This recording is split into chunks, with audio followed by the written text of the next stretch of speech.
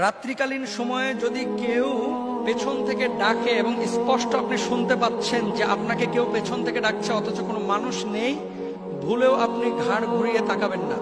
কি করবেন? হয় বডিলি পুরোটা আপনি ঘুরবেন অথবা ঘাড় ঘুরিয়ে এভাবে তাকাবেন না। কি করবেন? যখন দেখতেছেন একবার, দুইবার, তিনবার আপনাকে ডাকছে, আয়াতুল কুরসিটা আপনি মনে মনে পড়ে নেবেন। আয়াতুল কুরসি পড়ে বডিলি আপনি পুরোটা ঘুরে যাবেন, দেখবেন কিচ্ছু না, ইনশাআল্লাহ চলে যাবে এবং ভয়টাও কেটে যাবে। জিন আপনার কখনো টুটি চাপে ধরবে না যদি আপনি পবিত্র থাকেন, যদি আপনার ভিতরে আয়াতুল কুরসির সম্পদ থাকে।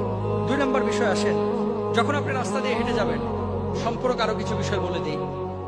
যখন রাস্তা দিয়ে হেঁটে যাবেন অনেক সময় দেখবেন কখনো পেছন থেকে বিড়াল দৌড় মারতেছে অথচ বিড়াল এই সময় থাকার কথা না। কখন থেকে কুকুর আপনার পেছনে পেছনে দৌড়াচ্ছে অথচ কুকুর এই সময় রাস্তায় থাকার কথা না, এবং আপনাকে দেখার পরে অতিরিক্ত উত্তেজিত হয়ে গেছে।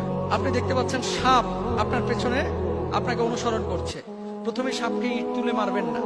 বিড়াল আসলে বিড়ালকে লাথি দিবেন না। আমার চেনা আমার কাছের লোক রাত্রিবেলায় পেশাব করতে আম গাছতলায় গেছে, আম গাছ যেখানে আছে বাগান, পেশাব করার পরে পেছনে দেখতেছে এক বিড়াল দাঁড়িয়ে আছে। তো ফুটবল খেলতে ভালো, দিছে বিড়াল একটা লাথি। বিশ্বাস করেন পরের 3 দিনের মাথায় এই পাটা পুরো ফুলে গাছের মতো হয়ে গেছে। কবিরাজ দেখানোর পরে, রুকিয়া করার পরে জানা গেল কি বদজিনের আসর, ওই জিনকে যে সে লাথিটা মেরেছিল এটা ছিল জিন। এখন আপনাকে আমি যে বিষয়টি বলি, জিনের প্রভাবে মানুষের শারীরিক ক্ষতি হয়, এটা সবাই একমত। জিন আছে, এটাও একমত। জিন 2টা সূরত ধারণ করতে খুব পছন্দ করে, একটা হচ্ছে বিড়ালের সূরত আর একটা হচ্ছে সাপের সূরত, মানে আকার আকৃতি। সুতরাং সাপ আর বিলাই যদি আপনারা বা বিড়াল যদি দেখেন, এভাবে কেউ সড়ক শুরুতে আঘাত করবেন না, তাকে তার মতো ছেড়ে দিবেন বা চলে যেতে সাহায্য করবেন। আর আপনি মনে মনে কি করবেন? আপনি মনে মনে আয়াতুল কুরসিটা পড়ে নেবেন, ইনশাআল্লাহ আপনার কোনো ক্ষতি করতে পারবে না। বাঁশ ঝাড়ের নিচ দিয়ে আপনি যাচ্ছেন, শব্দ হচ্ছে বিকট শব্দ। দিনের বেলায় কোনো শব্দ নয়, কিন্তু রাত্রিবেলায় বিকট শব্দ, কান্নার আওয়াজ। এমন এলাকা দিয়ে বা এমন একটি রাস্তা দিয়ে আপনি যাচ্ছেন যেখানে দিনের বেলায় গাছের ডালটা সোজা ছিল, কিন্তু রাত্রিবেলায় যখন আপনি হেঁটে যাচ্ছেন দেখতে পাচ্ছেন গাছের ডালটা বাঁকা হয়ে গেছে। যখন দেখবেন যে দিনের বেলায় সোজা ডাল ছিল, রাত্রিবেলায় ডাল বাঁকা হয়ে গেছে, সেই ডালের নিচ দিয়ে যাওয়ার চেষ্টা করবেন না।